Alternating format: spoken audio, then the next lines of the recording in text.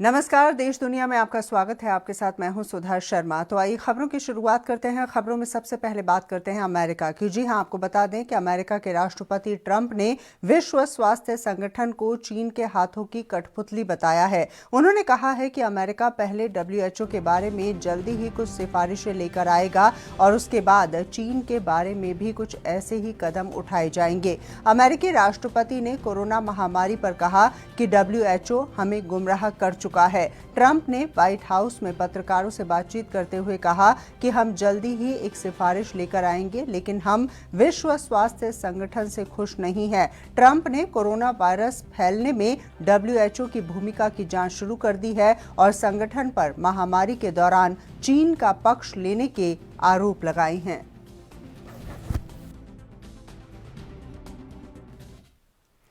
और साथ ही आपको बता दें कि कोरोना वायरस का कहर अमेरिका में लगातार जारी है। इस कोरोना महामारी की वजह से अमेरिका में अब तक 60,876 लोगों की मौत हो चुकी है। पिछले 24 घंटे में कोरोना वायरस की वजह से अमेरिका में 2,502 लोगों की जान चली गई है। अमेरिका में अभी तक कोरोना वायरस की चपेट में 10,38,045 लोग आ चुके हैं, जो किसी भी देश में सबसे बड़ा आंकड़ा है। आपको बता दें कि अमेरिका में कोरोना ने सबसे ज्यादा कहर न्यूयॉर्क में मचाया है। यहां पर कोरोना से अब तक 18,076 लोगों की मौत हो चुकी है। अमेरिका में अब तक 60 लाख से ज्यादा लोगों का कोरोना वायरस का टेस्ट हो चुका है।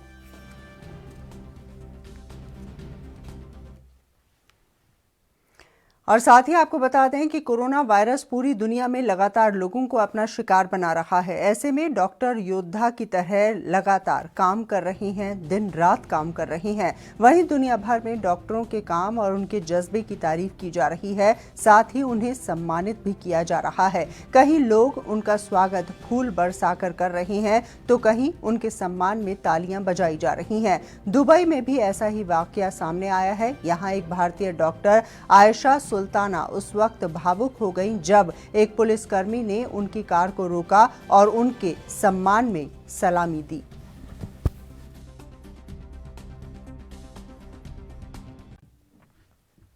और अब बात करते हैं हांगकांग की। जी हां, आपको बता दें कि हांगकांग एक बार फिर से लोकतंत्र की मांग कर रहा है। कोरोना महामारी के धीमे पड़ते ही हांगकांग में प्रदर्शनकारियों ने आजादी की मांग को उठा दिया है। हांगकांग के एक बड़े मॉल में लंच टाइम के दौरान 100 से ज्यादा लोग इकट्ठा हो गए। लंच विद यू नाम की रैली इन्होंने निकाली है और लोकतंत्र के समर्थन में नारे लगाए। कोरोना महामारी से दुनिया में कोहराम मचा हुआ है, लेकिन हांगकांग में कोरोना का कहर कम होता जा रहा है और लोकतंत्र समर्थक पुराने लोग एक बार फिर से इकट्ठा होने लगे हैं।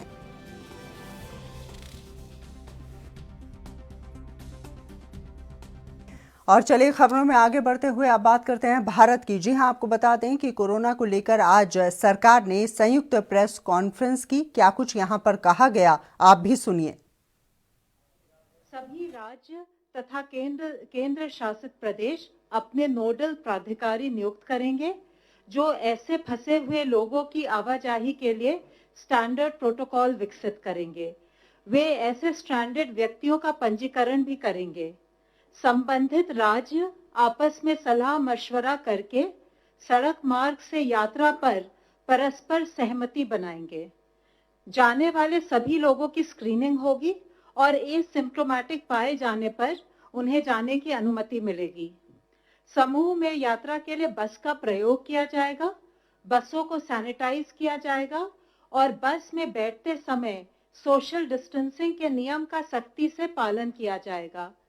ट्रांजिट रूट में आने वाले सभी राज्य इन लोगों की आवाजाही की अनुमति देंगे। गंतव्य पर पहुंचने के उपरांत स्थानीय स्वास्थ्य अधिकारी इन लोगों का मेडिकल चेकअप करेंगे। यदि इन्हें संस्थागत क्वारंटाइन की आवश्यकता नहीं प्रतीत होती है, तो 14 दिन के लिए होम क्वारंटाइन में रखेंगे। नियमित रूप से इनका हेल्थ चेकअप किया जाएगा और इनके स्वास्थ्य पर नजर। में केसेस का डबलिंग रेट हाई हो, तो इसके लिए जरूरी है कि हम लोग ये ऑब्जर्व करें, ये इंश्योर करें कि हमारा जहां एक ओवरऑल देश का डबलिंग रेट बढ़े, यानी कि कम दिनों में ज्यादा दिनों में केसेस का डबलिंग हो, उसी हिसाब से हम अपने आइडेंटिफाइड हॉटस्पॉट्स में कंसंट्रेटेड वे में काम करें, ताकि हम ओवरऑल डिजीज को इस देश में कंट्रोल कर सकें। इसके साथ ही स्वास्थ्य मंत्रालय की तरफ से हमने सब स्टेट से फिर से डिस्कस किया, उनको रिक्वेस्ट किया है कि कोविड-19 के केसेस को मैनेज करते समय हम ये भी इंश्योर करें कि non Covid related essential services सभी लोगों को प्रोवाइड की जाती रहें।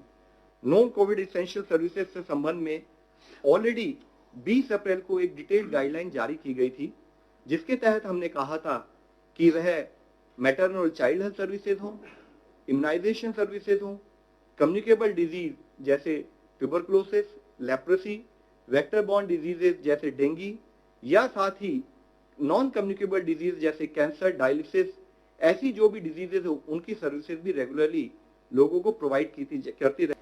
Sir, from health ministry side we are very clear, we have to ensure कि जो एक फिजिकल डिस्टेंसिंग जो कॉन्सेप्ट है उसको हम एक बिहेवियरल चेंज के रूप में अपनी जो अपनी रेगुलर प्रतिचर्या है जो है उसमें उसको इंक्लूड करें, ताकि हम चेन ऑफ ट्रांसमिशन को ब्रेक कर सकें। उसके साथ ही उतना ही जरूरी है कि हम कंटेनमेंट मेजर्स पर फोकस करें। जैसे मैंने आपको बताया है, हमारे यहाँ कुछ सक्सेसेस हैं, काफी अच्छी सक्सेसेस हैं, उसके साथ ही हमारे यहाँ कुछ एरियाज ऑफ कंसर्न भी डेवलप होते हैं। तो हम स्टेट्स के साथ कोऑर्डिनेट करते हुए जो भी हमारे एरियाज है जहां पर कि ज्यादा केसेस पाए जा रहे हैं, वहां पर both physical distancing as well as containment measures पर कोऑर्डिनेट। और खबरों में आगे बढ़ते हुए अब बात करते हैं पंजाब की। आपको बता दें कि पंजाब में आज कोविड-19 के 105 नए मामले सामने आ चुके हैं। इसे मिलाकर पंजाब में कोरोना मामलों की संख्या बढ़कर 480 पर पहुंच गई है। इनमें से 356 मामले सक्रिय, 104 मरीज ठीक हो चुके हैं, जबकि कोरोना की वजह से अब तक 20 अन्य लोगों की मौत हो चुकी है।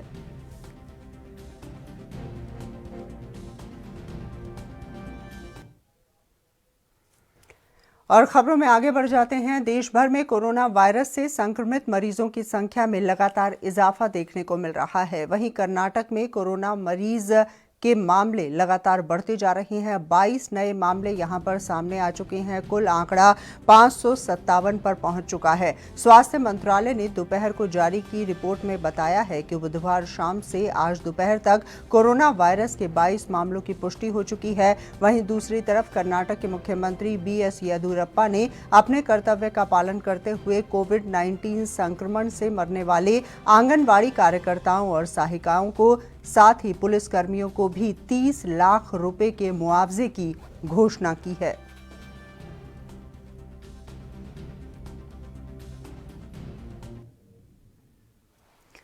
और वहीं असम की अगर बात की जाए तो असम में गुरुवार को घातक वायरस से संक्रमित 4 नए मामले सामने आ चुके हैं। राज्य के बंगाईगांव जिले में 2 महिला समेत 4 लोग कोविड-19 से संक्रमित पाए गए हैं। इसके साथ ही कुल मामलों की संख्या 41 हो चुकी है।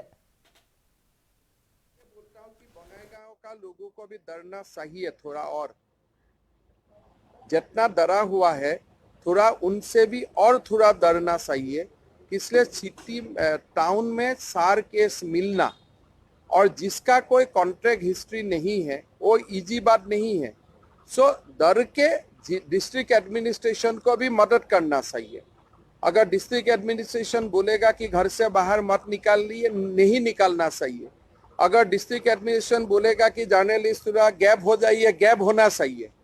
तो अभी आप लोग को कोऑपरेट करना पड़ेगा कि इसलिए बंगाईगांव का माहौल ठीक हमारा हिसाब से बिगड़ा हुआ है, इसको ठीक करना पड़ेगा। और कल हम ये सारियोटा जगह पर 5टा आफिया खातूनों के धरी। और वहीं राजस्थान में कोरोना वायरस के मामले लगातार बढ़ते हुए नजर आ रहे हैं। राजस्थान में 118 नए मामलों की पुष्टि हो चुकी है। जोधपुर में 83 नए मामले सामने आए हैं। राजस्थान में आज कोरोना वायरस के 118 मामले सामने आ चुके हैं। जोधपुर में 83, जयपुर में 21, अजमेर में 4, चित्तौड़गढ़ में 3, कोटा और टोंक में 2 मामले सामने आ चुके हैं। कई लोगों की मौत भी यहां पर हो चुकी है। आपको बता दें कि राज्य में मरीजों की संख्या 2556 हो चुकी है और कुल मिलाकर अब तक 58 लोगों की मौत हुई है।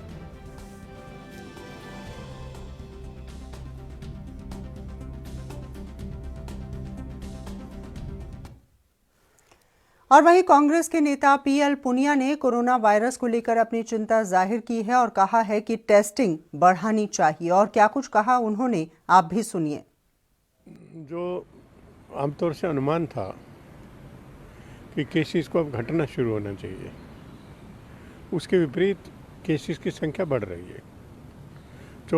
पिछले 24 घंटे में 1700 से ज़्यादा केसेज आए और कुल मिलाकर 33,000 से ज़्यादा केस हो चुके हैं और 1,000 से ज़्यादा आंकड़ा पार हो चुका है जिसकी मौत हो गई है। पुलिस में, पैरामेडिकल स्टाफ में, डॉक्टर्स में, उसमें ही फैल रहा है। और अभी झज्जर का मामला देखा तो सब्जी वाले जाते हैं इधर से आज़ादपुर मंडी में से, उनके माध्यम से वो कोरोना फैला। 10 केसेस वहाँ झज्जर में मिले हैं। तो इस तरह से जिसको सोच नहीं सकते उस सोर्सेज से अब कोरोना पहुँच रहा है, पॉजिटिव केसेस पहुँच रहे हैं। हमें व्यापक पैमाने पर टेस्टिंग की फैसिलिटी को बढ़ाना पड़ेगा। ज़्यादा लोगों की टेस्टिंग करनी होगी। 1 लाख 2 लाख से काम नहीं चलेगा, उससे ज़्यादा पर डे होना चाहिए। और उसके लिए ज़रूरी है कि हमारी टेस्टिंग फैसिलिटीज़ बढ़ें, टेस्टिंग किट्स वो ज़्यादा से ज़्यादा मंगा के रखें। और अभी टेस्ट लिए हैं, टेस्टिंग किए हैं, सैंपल लिए हैं, उनके रिजल्ट भी टाइम से आने चाहिए, वो भी टाइम से नहीं आ रहे हैं। इन सब चीज़ों को ध्यान में देखते हुए एक पूरी तरह से इमरजेंसी की तरह से काम। और इस बीच एक बड़ी खबर आ रही है जम्मू कश्मीर से। जी हां, आपको बता दें, जम्मू कश्मीर के पुंछ से एक बड़ी खबर इस वक्त मिल पा रही है। पाकिस्तान ने एक बार फिर से सीज फायर का उल्लंघन कर दिया है। मनकोट में एक स्थानीय नागरिक की मौत भी यहां पर हो चुकी है। भारतीय सेना ने यहां पर कार्रवाई शुरू कर दी है।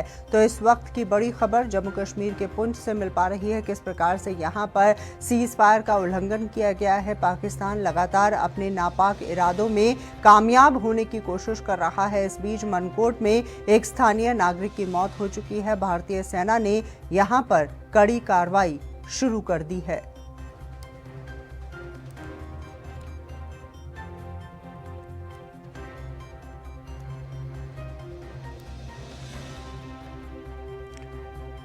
तो एक बार फिर से अपने तमाम दर्शकों के लिए बता दें किस तरह से जम्मू कश्मीर से ये बड़ी खबर मिल पा रही है। सीज फायर का उल्लंघन किया गया है, भारतीय सेना की तरफ से कार्रवाई की जा रही है और इस बीच एक भारतीय नागरिक की मौत भी हो चुकी है। इस प्रकार की खबरें आ रही हैं।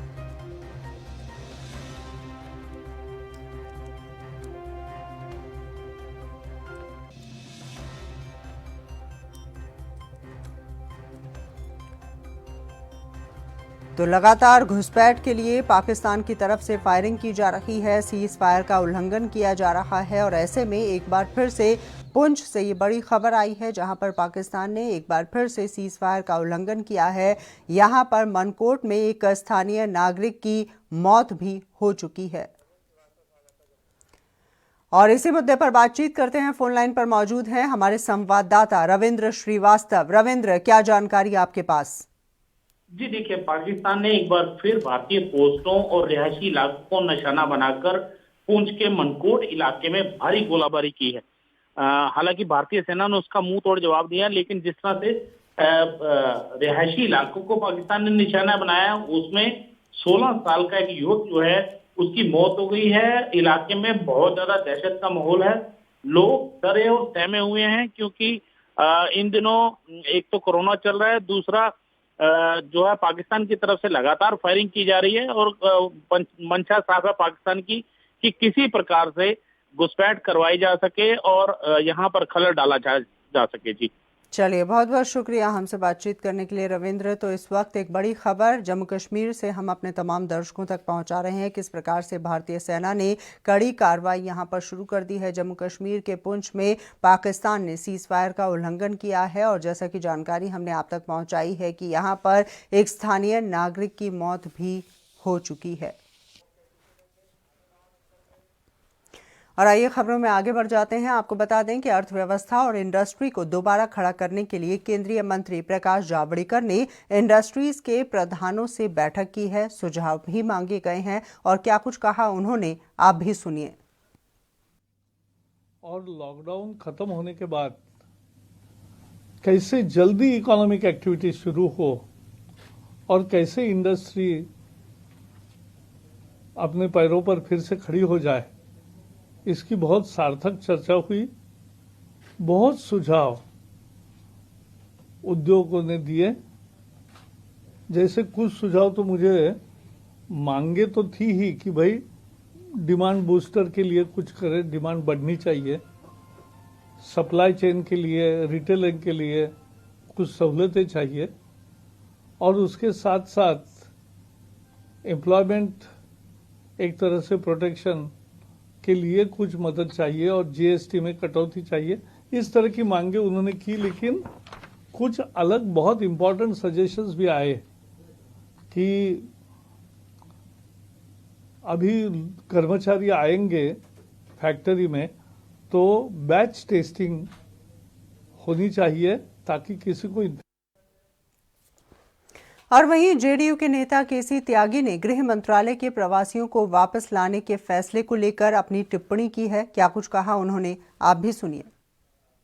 बिहार सरकार की ये काफ़ी पुरानी और लंबित मांग थी कि केंद्र सरकार और मिनिस्ट्री ऑफ होम अफेयर सभी राज्यों के लिए एक जैसा कानून बनाए। हमें प्रसन्नता है कि हमारी मांग मानी गई। हम अमित शाह जी को और मोदी जी को धन्यवाद करते हैं। लोग बैठे हैं। ये रिहैबिलिटेशन का एक कठिन कार्य होगा। वहाँ से बच्चों को निकालना, बसों में सैनिटाइज करके बैठाना, लंबा रूट तय करना, हर स्टेट के अंदर नए तरीके से सैनिटाइज कराना और फिर 14 दिन के लिए क्वारंटाइन में रखना, ये एक बड़ी टास्क है जो सब लोगों को। अर्थव्यवस्था को ठीक करने के लिए, पटरी पर लाने के लिए समूचा देश सक्रिय है और कार्यरत है। मुझे प्रसन्नता होगी कि प्रधानमंत्री के द्वारा किए जा रहे कार्यों को और मदद करने के लिए वो अच्छे सुझाव देंगे। और प्रवासियों को राज्यों में वापस लाने के लिए गृह मंत्रालय ने एक अधिसूचना जारी की है, जिस पर केंद्रीय मंत्री प्रहलाद पटेल ने क्या कुछ कहा, आप भी सुनिए। नहीं, मुझे लगता है कि सहमति से नहीं आए होंगे। ये तय हुआ है कि टास्क फोर्स बनेगा। अगर सरकार और सरकार के थ्रू अगर कोई है तो झाबुआ की बॉर्डर से गुजरात से लोग आ रहे हैं। मुझे इसकी जानकारी नहीं है, लेकिन मुझे लगता है कि टास्क फोर्स की सहमति से ही आना चाहिए। अगर बिगैर जांच के कोई ऐसे वाहनों से या पैदल चलकर आ गया है तो जांच के लिए तो हमने अपने गेट्स बनाए हुए हैं, तो वहाँ पर होना चाहिए। सेंधवा पहुँचने वाले लोग काफ़ी महाराष्ट्र के एंट्रेंस पर आते हैं, ये बात सही है। और मुझे लगता है कि मध्य प्रदेश सरकार इस मामले में नहीं तो लचीली है और लगातार बसों से लोगों को आवागमन कर रही है। कोई ऐसी स्थिति होगी तो उसका रास्ता निकलेगा। नहीं, मैं कोई अनुमान लगाने का समर्थक नहीं हूँ। मैं अभी भी यही कहूँगा कि हमको फिजिकल डिस्टेंसिंग बनाए रखनी होगी। लॉकडाउन ख़त्म होगा या नहीं होगा ये सरकार का फैसला है, सरकार वो फैसला करे। हम सबको उसका अभी भी अक्षरशः पालन करना पड़ेगा, क्योंकि बहुत सारी राज्य सरकारों ने अपनी राय दी है। जो रेड जोन है वहाँ पर किसी कीमत पर खुलना नहीं चाहिए, ये आम राय है। और इसलिए मुझे लगता है कि जो सरकार का फैसला होगा हम तो उसके साथ हैं, और इसलिए मुझे कोई दुविधा लगती नहीं है। जो भारत सरकार का फैसला होगा हम उसके आधार पर ही अपना कामकाज करें। और वहीं इसी मुद्दे पर आरजेडी के नेता मनोज झा की राय भी सुन लेते हैं। मैं समझता हूँ थोड़ा विलंब से आया। पहले लॉकडाउन के वक्त ही ये बड़ा मजदूरों का विशाल वर्ग हमारी चिंता में शामिल नहीं हो पाया, जो कि दुर्भाग्यपूर्ण था। या जो छात्र न सिर्फ कोटा में अलग अलग जगह फंसे पड़े थे। मैं समझता हूँ देर से ही आया सही, लेकिन ये स्वागत योग्य पहल है। लेकिन अब जैसे हमारे राज्य के मुख्यमंत्री जी हैं, इनको इस जमीन पे उतारना होगा और पूरी व्यवस्था करनी होगी संबंधित राज्यों से बात करके, ताकि घर पे रहें, सुरक्षित रहें। ये स्लोगन सिर्फ 5% लोगों के लिए नहीं है, उनके लिए भी है जो विपदा के इस क्षण में अपने घर जाना चाहते हैं। कल उन्होंने एक शब्द का इस्तेमाल किया, जो आना चाहते हैं। मुख्यमंत्री के रूप में आपकी जिम्मेवारी है, आपको उन्हें लाना चाहिए, क्योंकि आदेश में भी जो एमएचए का ऑर्डर है उसमें भी यही भाव है, और इस भाव को दरकिनार नजरअंदाज नहीं किया सकता। और वहीं दूसरी तरफ पंजाब में कल कांग्रेस नेता और कार्यकर्ता मोदी सरकार के खिलाफ बड़ा प्रदर्शन करने जा रहे हैं। कांग्रेस मोदी सरकार की नीतियों को लेकर काफी नाराज है, जिसको लेकर कल सभी नेता और कार्यकर्ता अपने घरों की छतों पर हाथों में तिरंगा लेकर प्रदर्शन करेंगे। इस दौरान सोशल डिस्टेंसिंग का ख्याल रखा जाएगा। आपको बता दें कि कांग्रेस पहले ही सरकारी कर्मचारियों के महंगाई भत्ते को लेकर भारतीय जनता पार्टी की सरकार पर हमलावर है और अब पंजाब में केंद्र सरकार के खिलाफ प्रदर्शन होने जा रहा है।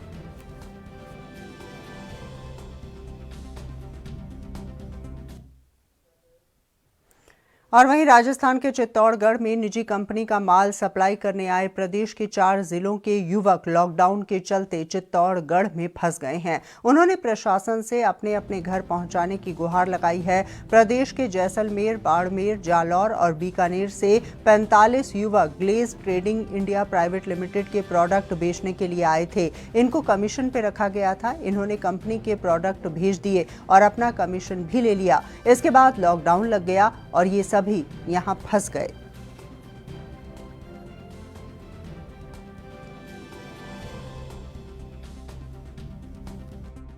हम यहाँ 35-36 लोग हैं और यहाँ डायरेक्ट सेलिंग कंपनी में काम करते हैं। क्या काम था आपका? प्रोडक्ट सेल का काम है, माल बेचने का। 8-10 महीने से मैं खुद कर रहा हूँ और 4-5 महीने से ये लोग कर रहे हैं। कितनी तनख्वाह मिलती थी? तनख्वाह पगार उन्हीं पर डिपेंड है, जैसे माल जितना सेल होता है उसकी कमीशन अकॉर्डिंग। अब क्या दिक्कत आ रही? अब दिक्कत यही है कि पिछले महीने हमने यहाँ जिला कलेक्टर साहब को ज्ञापन दिया था, तब ये लग गया था कर्फ्यू, तो हमें जाने नहीं दिया। तो हमने पैसे करवाए थे किराए के, हमने खाने खर्चे में लगा दिए थे। अभी हमारे पास ना तो खाने खर्चे की समस्या एक तो नहीं, हमारे पास पैसा है। कंपनी कुछ दे रही है आपको? देखो कंपनी का काम था हमारे को माल पहुँचाना और हमारा काम था माल सेल करना। हमने जितना माल सेल किया उतना हमें पैसा मिल चुका है। अब ना तो कंपनी के पास हमारा कोई पैसा है, न हमारा कोई कंपनी से लेना देना। पर आप गांव जाना चाहते हैं? अब हम गांव जाना चाहते हैं। कहाँ के रहने वाले? हम जैसलमेर के हैं और साथ बाड़मेर के भी हैं और कुछ लोग। और जैसा कि हम सभी जानते हैं कि अभिनेता ऋषि कपूर हमारे बीच में नहीं रहे हैं और इसी मुद्दे को लेकर राजस्थान के मंत्री डॉक्टर रघु शर्मा ने क्या कुछ कहा है, आप भी सुनिए। महान अभिनेता ऋषि कपूर जी का निधन भारतीय सिनेमा जगत के लिए, भारतवर्ष के लोगों के लिए एक अपूरणीय क्षति है। पूरा राष्ट्र आज शोक संतप्त है अपने महान कलाकार को खोने के बाद। उनके दादा महान कलाकार रहे, उनके पिता महान कलाकार रहे, उन्हीं की पदचिन्हों पे चलते हुए लगभग 5 दशक तक ऋषि कपूर जी ने देश के लोगों का मनोरंजन किया फिल्मों के माध्यम से।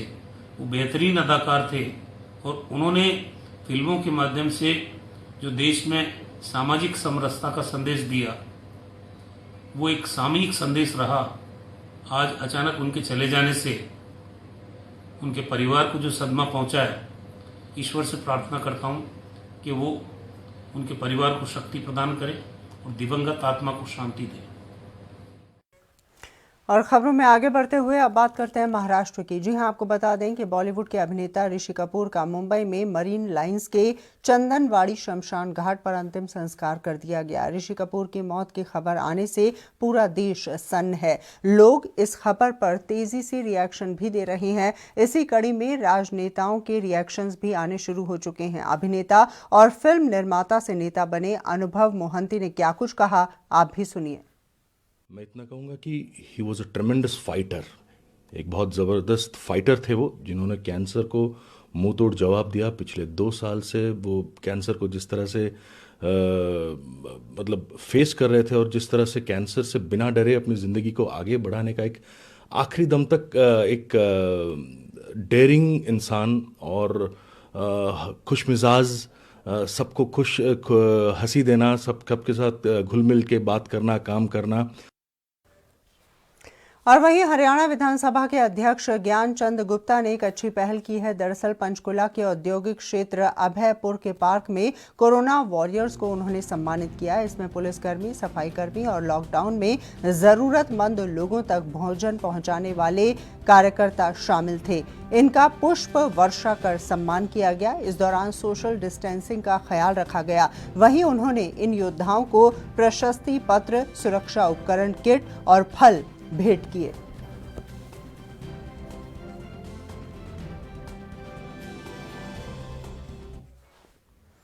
और इसी के साथ देश दुनिया में बस इतना ही। मुझे दीजिए इजाजत। नमस्कार।